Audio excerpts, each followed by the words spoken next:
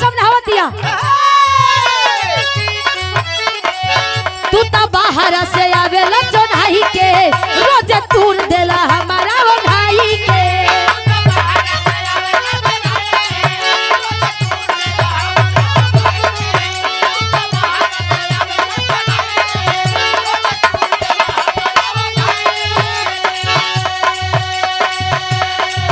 रोज बाहर से आवेला जोनाई के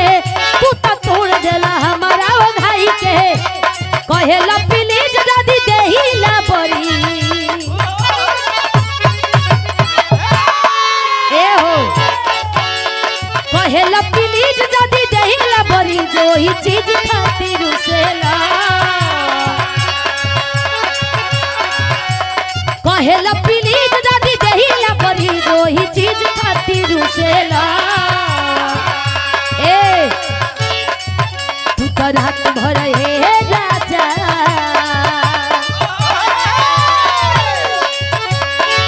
तू तो रात भर ये राजा कमर धक सुतेला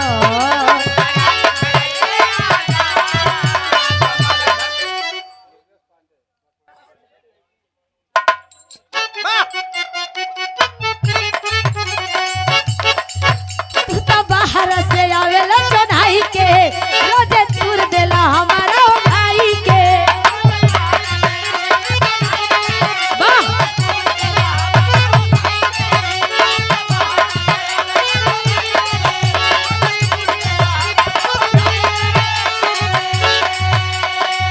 तू तो बाहर से आवेला जोनाई के रोजे तूर देला हमारा भाई के कहेला प्लीज दादी देहिला बड़ी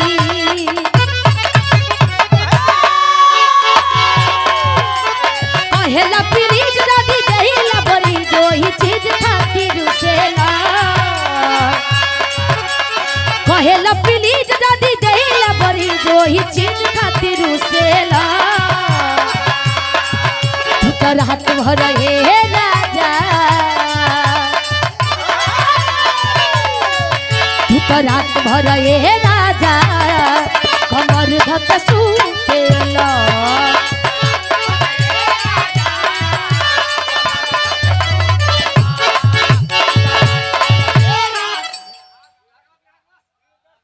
अच्छा बीर रस के बिरा आ गई अब आओ बस अब गवही जाती बीर रस के बिरा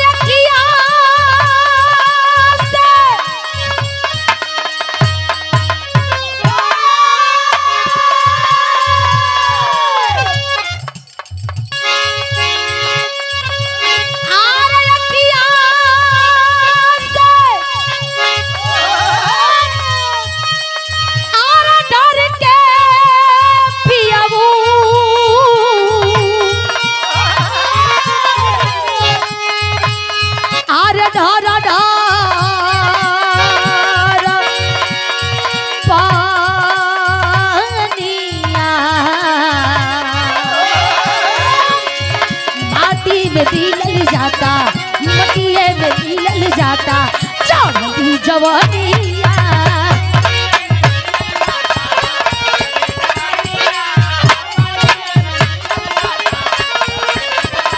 शाबाश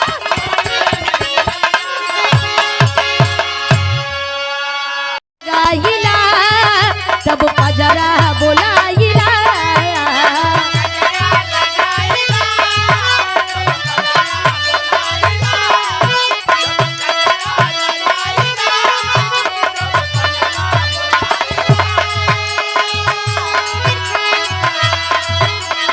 यही से काले काले बाल में हम गजरा लगाइला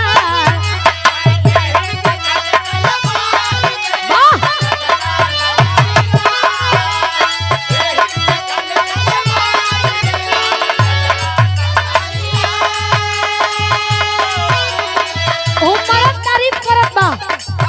भगवान भी गजब के तुहरा के बनवले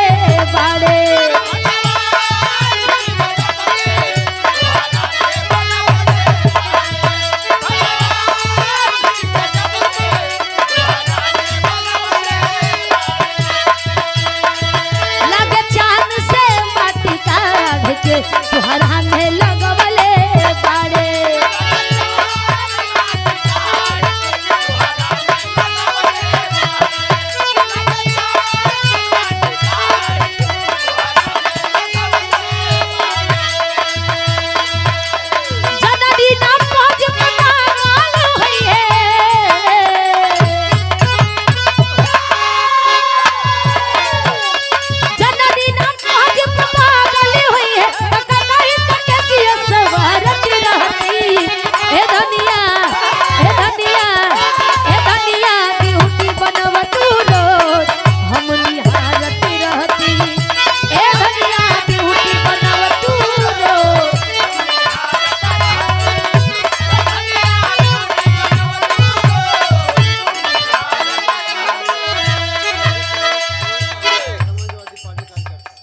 समाजवादी पार्टी कार्यकर्ता कमई